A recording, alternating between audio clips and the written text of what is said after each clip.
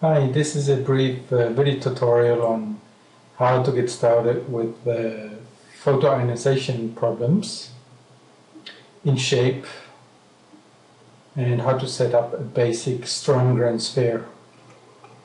Okay, first of all, we are looking at the render module by clicking on the monitor at the top and check that our image range in the image tab on the right is of real physical size. So counting in meters, measuring in meters, we should have something on the order of 10 to the 16 meters or so, depending on the details of your problem. Okay, so we reset our group and selecting this display, we reset the size of our slit to something that encloses the whole image. This is 2e to the 16 in both directions, but we don't want to see the slit, so we switch this off. It's not really that important. Now in the renderer we make sure that we are not using the basic renderer rather than but we want the physical renderer. And we're looking at the optical wavelength range, which actually has to be down to the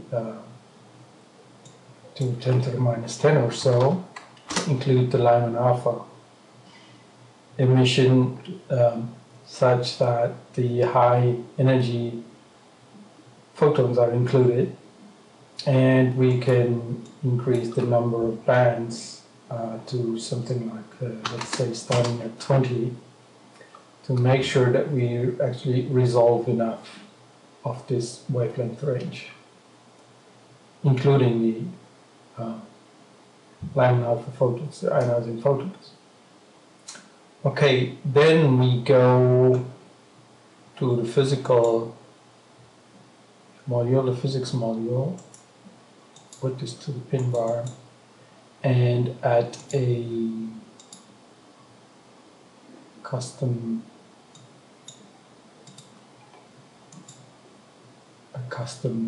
species, call it ionization.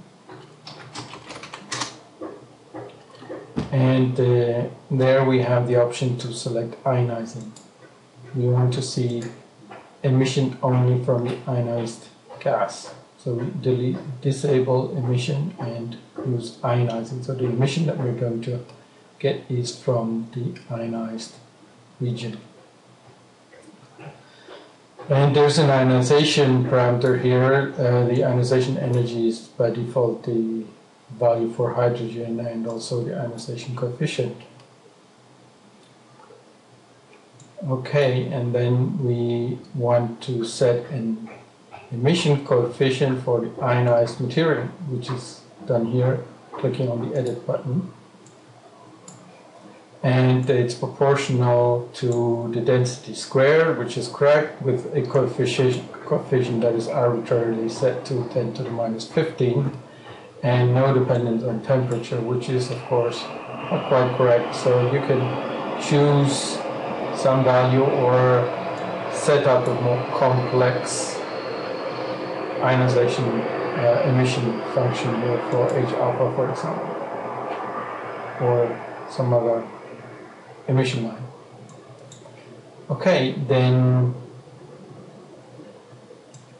we can now go to our 3D model. In the 3D module, set up a sphere, for example. Have it say Stroemgren, call it Stroemgren Sphere. Set the primitive size to 10 to the 16, which is the whole range of our our cube. And then in the modifiers, look at the density, uniform density of one particle per cubic meter. That's the kind of units we have here for the density in this case. Always particles per cubic meter, except when we're dealing with the hydro model, where we have kilograms per cubic meter. Okay, then we need probably something in the range of 10 to the 8 particles per cubic meter at this size to get a Stroemgren sphere that is small enough. We could actually pre-calculate this, of course. And then have a look at what we get. Okay, we have to assign our species here, of course. Choose ionization at. Now this is a hydrogen sphere which will emit only in the ionized region. What is going to ionize this? It's of course an emitter. So we have to create an emitter. Select emitter in the primitive menu and place it somewhere.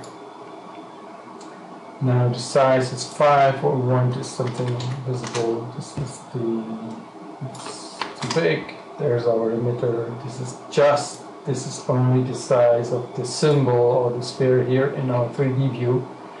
Actual physical size is given here in the as a radius. So let's make this of the order of a star, a real star. This is in meters, temperature 5,000. Let's put this up to 50,000. And then have a look at the black body curve by clicking on this black body curve button, and then we will see we can have displayed the Lyman alpha limit.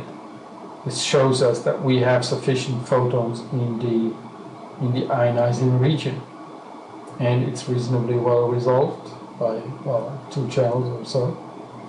That's good enough for now. If we increase the number of channels, this becomes much smoother. Okay, here's the number of ionizing photons, flux, luminosity. Right, now I think we're ready, and let's see how big our Stroemgren sphere is.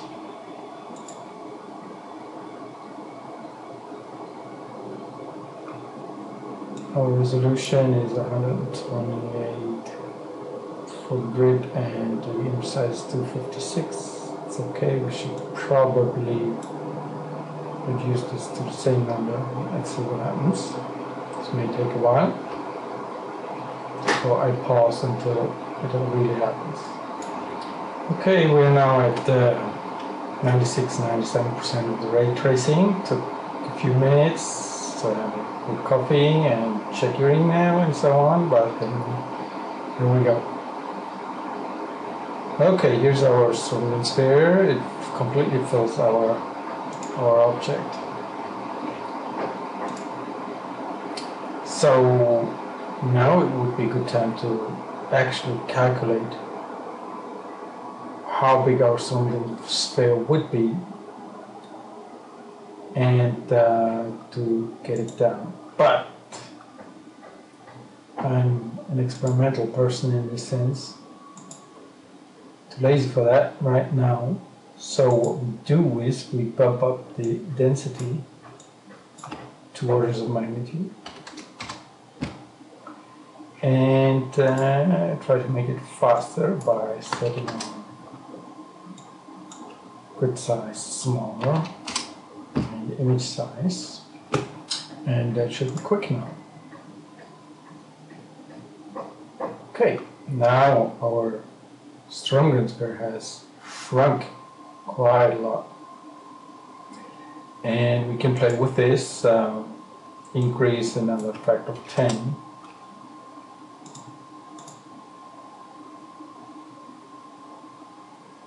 There you go, it's very small now. And as a matter of exercise, you can of course try to measure this as a function of density or number of ionizing photons, and do an exercise of that kind.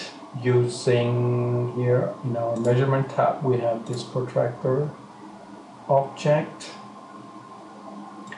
We can set up an autorated 5 times 10 to the 15. That's very close. And make a measurement of the radius. There you go. For the different parameters, and make a graph changing these parameters and see how it checks with the theory. Should be good to within 10% or so. And the cool stuff of shapes, of course, that you can do really 3D stuff. A sphere is boring, so let's put something more interesting into the density modifier. Select the density modifier and put some texture on it. So it becomes irregular. Add a texture. So for example, a clumpy texture.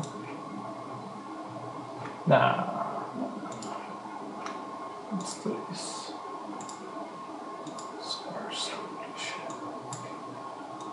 So only 14 as a size scale. Still too big. 25. Increase the exponent. So there's something more. Okay, so we have a high density and low density regions here, which should block the ionizing radiation at the center in different ways. So you get shadows and increased emission along different paths. Here's this one should be like a dark shadow. So since this texture thing decreases the overall density, the average density, you increase this by a factor of 3 here. See what we get.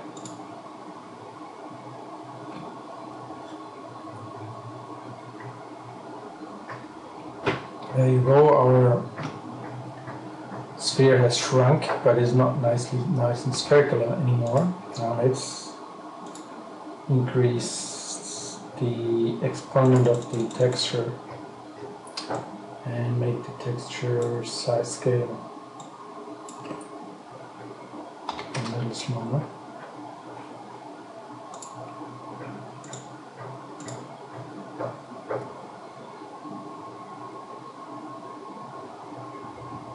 Now it already becomes quite irregular. Let's switch it.